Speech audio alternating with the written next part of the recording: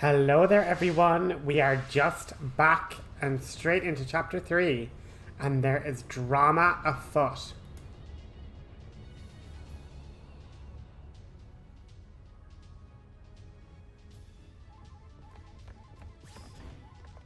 Trouble, and I mean big time. Fiends are pouring out of the temples. Which ones? Only all of them! It's a freaking state of the emergency. What should we do? Is it going time? Not exactly sphere hunter work. True.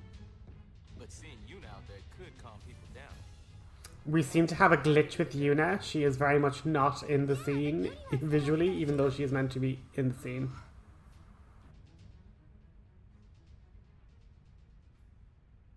Hey, I got an idea. We could be your friendly neighborhood go-wings. You mean taking out fiends and charging for it? A mega head. What do you think? Well, why not?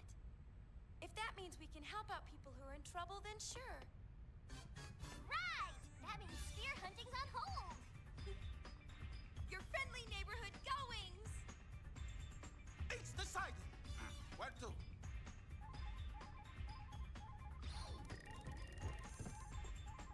Wait a sec. Ren no Eve! What could this mean? Maven Nuge of the Youth League. And Barrelite Praetor of Nieven gone. They've disappeared. Fascinating. All right. Never mind. Now, friendly neighboring goblins, where to?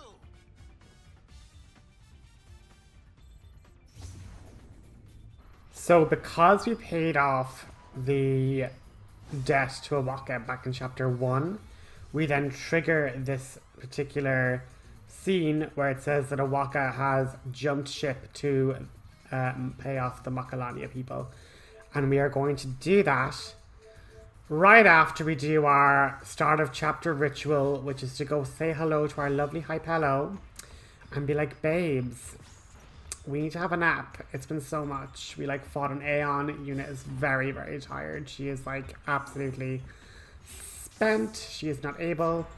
There has just been drama and she needs to just have a little lie down. And we like love that and live that for her.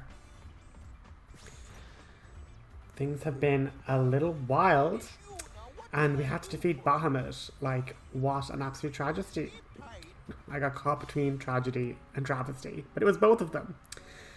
And we are actually going to just jump slightly out of order because what we're going to do first is we're going to help out Awaka, because when we go to see Awaka, we are going to be getting a DressSphere as a reward. And as you know, we've been like leveling up all the DressSpheres as we're going, but we actually get like a good chunk of the ones that are all remaining in this chapter in fairly quick succession. So we have the Dark Knight. You see the girls are all like kitted out in their Dark Knight outfits. And we're just going to leave the start of chapter 3 and start of chapter 2 like saves there, just so we can go back if we ever have to go over stuff. So I would highly suggest having multiple saves. But we are all good in the hood right now. So we're going to hop off to the Macalania woods because, I mean, they're coming out of all the temples. That should also include, you know, Macalania temple. So let's see what's happening.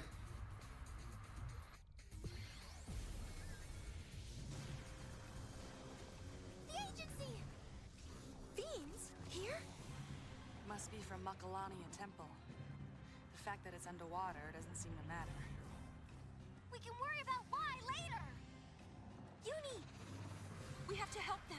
So this is a particularly interesting mission, if you don't know ahead of time. But basically, there's all sorts of fiends, and you have to win back-to-back battles. So obviously your current HP doesn't get adjusted. You can't go into the menu and all sorts. But we're very highly leveled. We're not going to worry too much about it. And it's a handy way to get a good bit of AP But like that, our Dark Knights are super powerful, doing tons of damage, like into the thousands. But like this also then shows you guys how strong these enemies are if they are actually like surviving thousands of damage worth of stuff, you know? But I don't mind using the owl bits of potions. Like we have our alchemists fully maxed out, so keeping items in the actual inventory isn't like that much of a priority. But what's nice about our Dark Knight abilities is that when we have darkness, it actually ignores the target's defense stat. So even though those guys have really high defense, darkness just does AoE damage based on our strength, using HP as like an MP source basically, and just doing massive damage. And even to like flans that also have like high physical defense, it's just really useful, just AoE nuke. And you can see our girls are like learning new abilities, because I usually do that always off screen.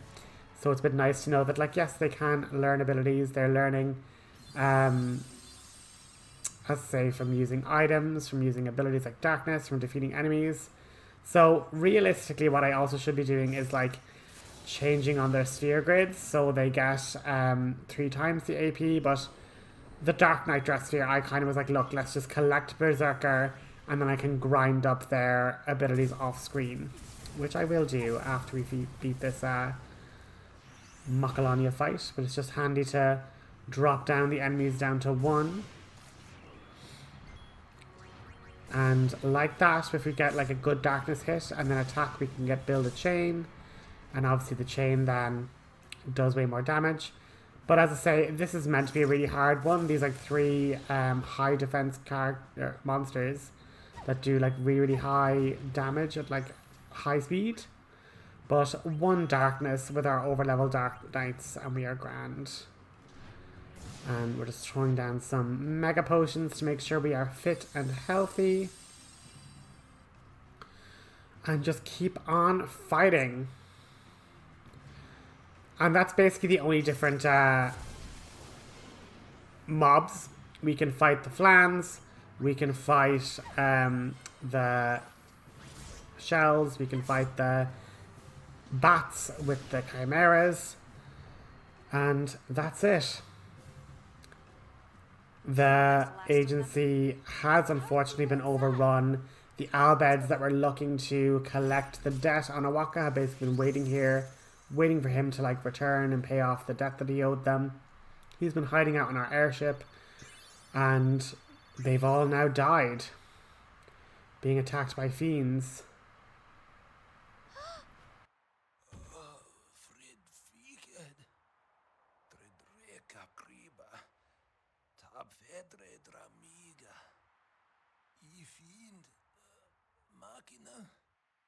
Don't talk. Save your strength. So we get the Berserker DressSphere, we get a really nice garment grade called the Pride of the Sword, and we get an Albed primer. Ah! What's happened to me shop? Come on, lad, I've come to give back the money I owe ye. Ye can't die before I pay ye back. Think of me reputation. I'm begging ye.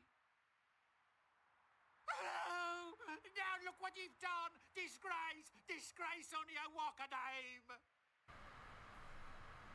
What's interesting, you'll hear those little stubby feet. That is actually Shinra. And Shinra is basically placing a little camera sphere or a communication sphere or a comm sphere right outside the agency. And these are going to be hugely important in chapter 4. And this is another reason why we like do the creature creator off screen and we like have a bunch of different fights, because we actually have to collect all the different oversold enemies in the game. So I will give that a little bit of a showing next episode.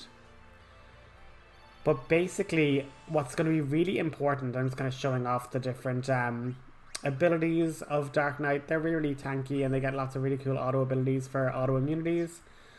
But what's really important about these comm spheres is that we do kind of basically have to travel all around Spira and make sure they're placed in certain positions for chapter 4 to work out. Mark me words. I'll stand by this shop, whatever may come. I think you'll get more fiends than customers. Then I'll just have to start selling to fiends, won't I? I owe it to those lads who died defending me shop, and I'll not be letting them down. So from now on, Owaka is no longer on our ship. He is in fact at the little agency system there. But basically, run quickly to the front of the woods and you'll see Shinra putting another comm sphere down. So it is important for him to place a comm sphere there as well. And then we're going to jump back to the airship and continue with the chapter. So right now, we've been doing a bit of grinding with the Berserker and the Dark Knights. So we have great abilities on the Berserker. They have evade and counter, counter attack, magic counter. So essentially, if you put haste on them, they will be attacking all the time and they have such high HP. While the Dark Knight, we've gotten them maxed out as well. And they have all the tanks, all the like stone proof, all the really nasty status effects they're immune to. But what's really important is Joose Temple is a temple and yet there's no hotspot. We need to go here now before it becomes a hotspot later. And then we don't get this extra little cutscene with Gipple. So at the start of the chapter, hop down here and go talk to Gipple and get this little cutscene. Because we're like, girl, all the other temples are like screaming for us to help them and you don't even give us a call. So rude. I have a name. You seem close. We made quite the couple. Scandal!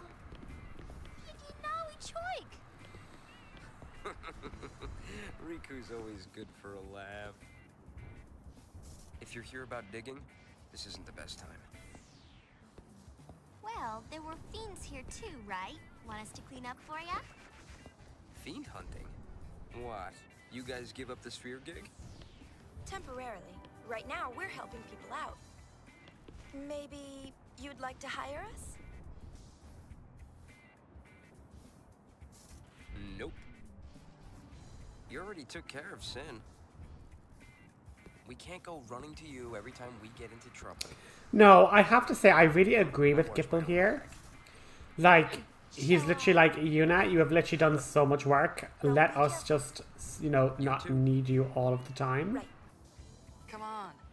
Like, we can handle things. Do not need to be the savior of the world multiple times. But we get another Abbott primer. And it's back to the airship again because we, you know, in typical JRPG fashion, it's like, well, there's this big looming threat of the world, but we also have mini-games. Do you want to play mini-games? I then literally just completely forget that I already rested. But I'm like, listen, if in doubt, hit rest in the chapter. There is literally no harm. It's a little 30-second scene. And you just need to make sure you do that. So, you know, if you didn't do it at the start, when our start of chapter ritual, just do it every once in a while throughout the chapter. Maybe even do it just before you finish the chapter.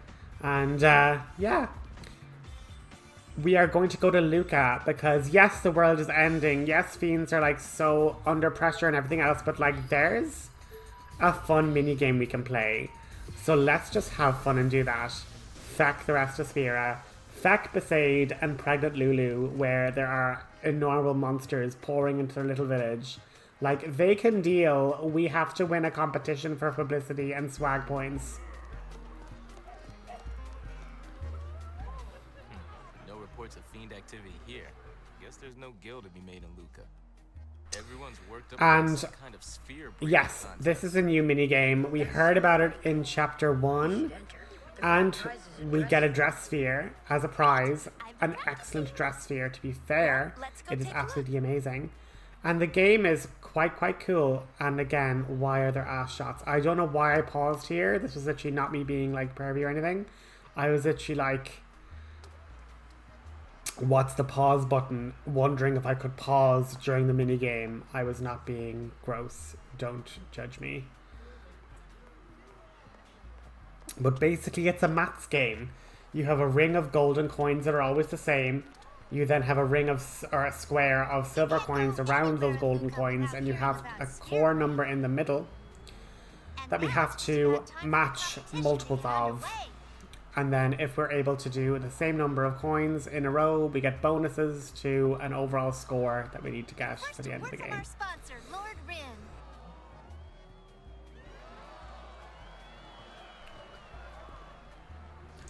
So I will be helping you guys out with some, you know, quick tips as we play the game.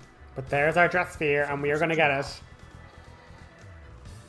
I am looking forward to a fair competition. May the best man win. Or woman. Yes, queens. Good luck to you. So, we just need to win 3 times, and we lose. If we lose, basically, if we lose if we lose 3 times. So, fight this lady first because she's quite handy, and I'm going to go through the rules. So she wants to open a shop and like be her own businesswoman, and we're like, girl, we want new clothes. So sorry, your dream's going to have to wait. So again, we have particular gold coins that will always be the case. 2, 3, 5, and 6.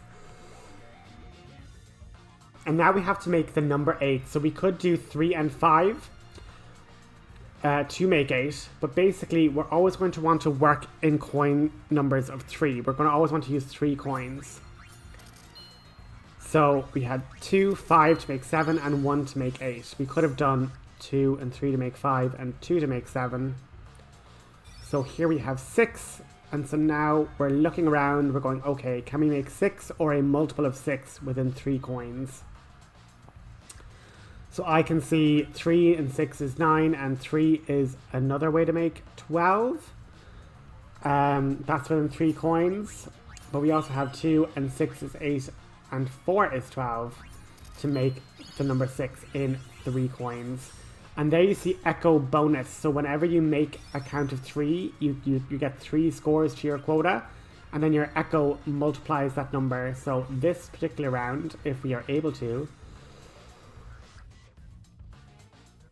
we're going to try and probably make 18. 9 is the trickiest one. So we're going to have... Oh, what are we going to do? You could make 6 and 9 is 15 and 3.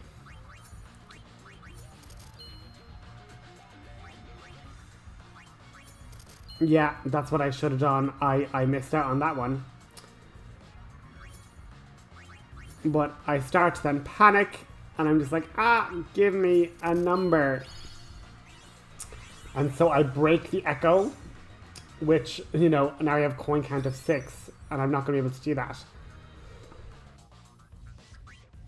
So it's just now the time of like, okay, let's just get us to another turn where we have more coins and try and get back on track. We still have 5 turns. So now we're like, okay, we need 5. And so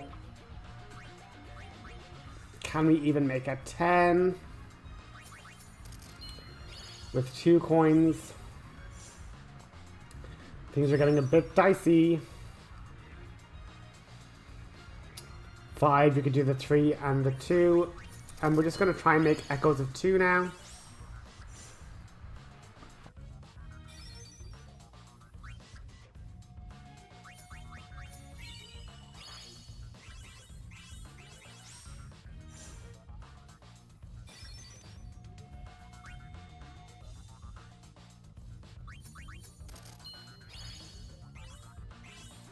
And our echo bonuses are causing us to skyrocket up. So if we can make another, so 3 and 3. Even with 2s, so long as we're getting an echo bonus, we can skyrocket up in our quota.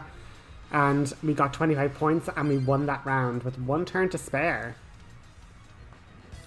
So with 1 win, But again, like even like looking back at it, you know, from the benefit of hindsight, I could actually see another multiplication of 3 coins that would have worked, you know. But if you ever run out of time on a turn or use up all your coins, like the game will be over.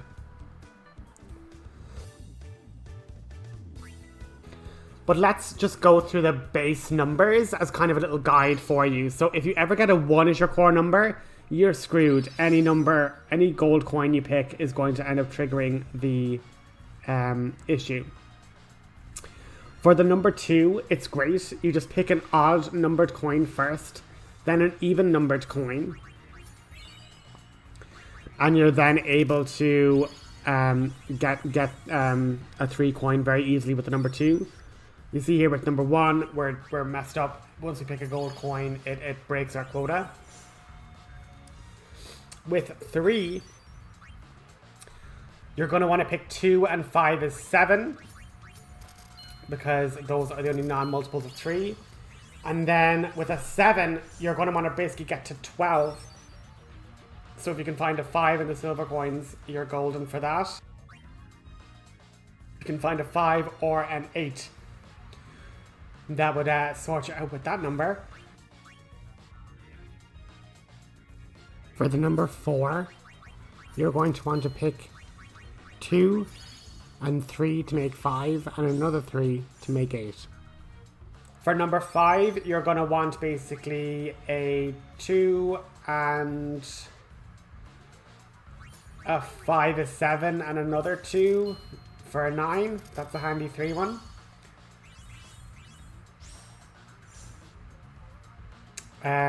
Then for 7, you're going to want 3, 2, 2. For 8, you can go basically up to 16. So 3, 7, and 6. And then, as you say, if you get 9, you can go 2 and 3 is 5 and 4 is 9. So with those kind of numbers in mind, they're kind of your quick ones just to look for quickly within the 60 seconds.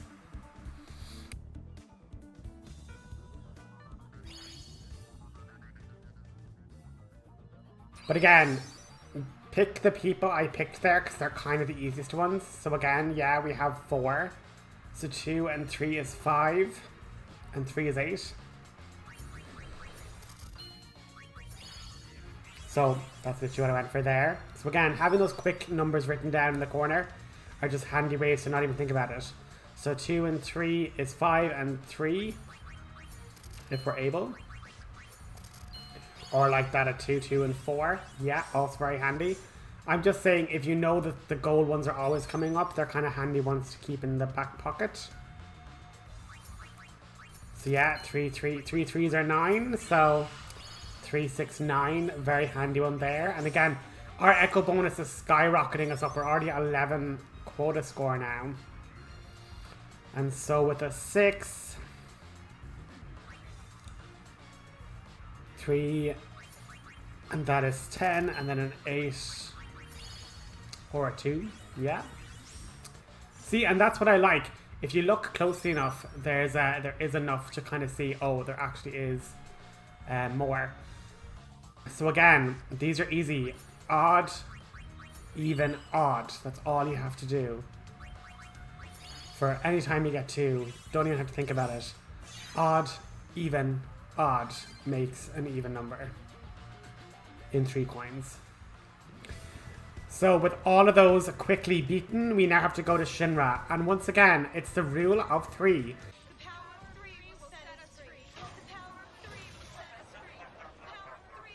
Just get 3 coins. 2 of them can be gold, 1 can be silver, or whatever combination you want. Who beat you? But now we gotta beat Shinra, and he is actually the hardest person to fight. So buckle up and strap in. And again, if you want to write down those little numbers for the cheat sheets, write them down, just so you're not like under pressure trying to think of what's there. The probability you'll win is slim at best. So again, we only have 15 turns, we only have 45 seconds per turn, And so far, our quotas haven't even been near 25, let alone doubling it to 50, you know? So let's begin our match. We can make 3, 2 is 5, and a 2. So there we go in our line there. Perfect. So long as we don't get a 1 randomly in a really bad chain of our echo, we should be fine. So now what's important is we don't make the 5 happen, but we can go 2 and 5 is 7 and 3 is 10. That's one option.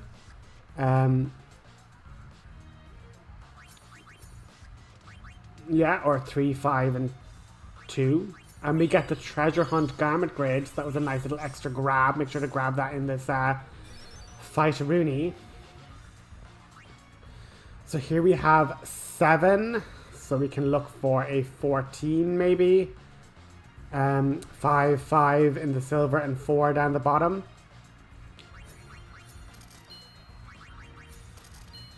And there I miscalculated. So it's, again, it's the benefit of hindsight. Do not let yourself get under pressure and like choke like I did. But again, you'll see that, okay, I broke the chain, and like you can afford 1 or 2 fumbles and still win. So like just gather yourself, compose yourself. If you miss the maths, try and like get to the next turn and just start again. So 4, we're looking at maybe a 12 with the numbers that are kind of sitting here at the minute. 3 and 6 is 9. And 7 is 16. Yeah, so like use the little banner up the top to kind of help you with the maths once you kind of commit to a certain point. But generally don't commit until you kind of have a game plan sorted in your head, you know? But here we have our 3 echo at like level 1. So we're going to get 3 extra points now to our quota. And just take it nice and handy, you know what I mean? And there are invariably multiple solutions to your problem. So now we just need another 3. So 3 and 2 is 5 and 2 is 7. Look, it's really, like once you have those little ones learned off, you kind of know what silver coin you're looking for, you know, the kind of way. And then sometimes you just get all flustered and you just pick completely different coins that like aren't part of your gold combo. So there are multiple options. But remember, once you get a 2, it's so handy. Odd coin, even coin, odd coin.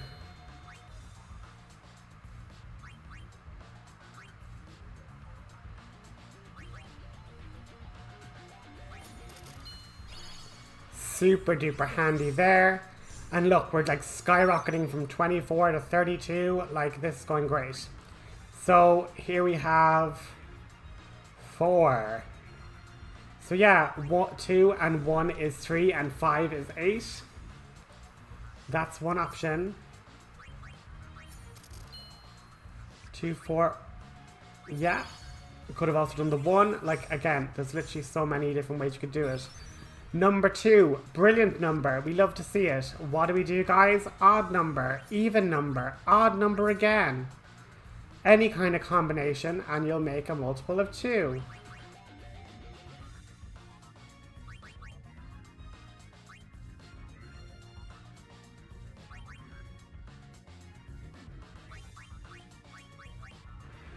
Yeah, I don't even know why I was really getting that hung up on it. But there. We've made a blunder, but like just stick to your echoes and you'll be absolutely fine. You'll skyrocket up through the ranks, win the Lady Luck DressSphere, and take home the victory. My goggles fogged up. Now, before we leave this chapter, we're going to want to do more fights, more challenges of Sphere Break. And the winner of Once you win 10 games, you unlock an achievement. So we will put that up on screen in a bit.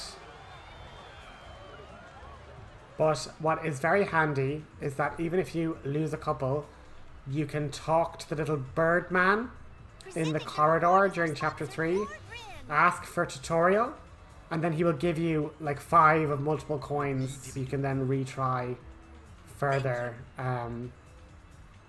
Sphere Break challenges. But there's a guy, like the Blue Shades guy or the Gigolo guy, they're not very hard to fight and win from. So just win 10 of those and you will get the achievement. So if you just run back to the stadium, run downstairs, you can actually fight the guy in blue with the blue shades on. He's actually easier than this guy. But you can fight this Gigolo Core Sphere guy. And yeah, he is one of the guys you can rematch for multiple wins. But you'll notice the frame just back there a bit. There was a guy with like the purple hat, like a yellow beak on. And so basically you only have a select number of these particular coins. And when you speak to him, when you only have, like, you might only have 3 coins and you need 4 to enter Sphere Break, you know? So if you ever only have 3 and you can't play Sphere Break anymore, talk to the purple beak man and basically say, hi, I want to learn how to play Sphere Break. And he'll say, oh, I'll let you use these coins to help you practice. And because of that, like, there's multiple coins you can collect, but he'll basically give you 4 coins, and then these coins you can collect. They'll be up on the very top 4 options. You don't have them now because you didn't unlock them yet. But it'll just let you play Sphere Break without having to, like, wander around aimlessly looking for new coins to play.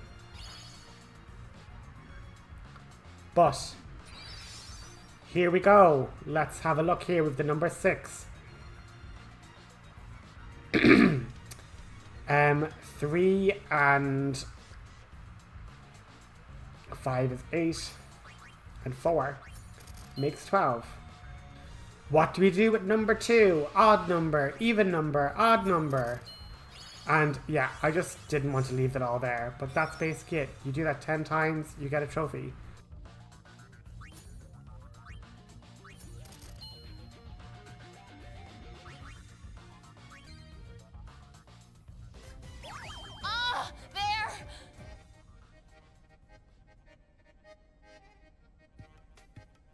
And that's going to be the episode, guys. Thank you so much.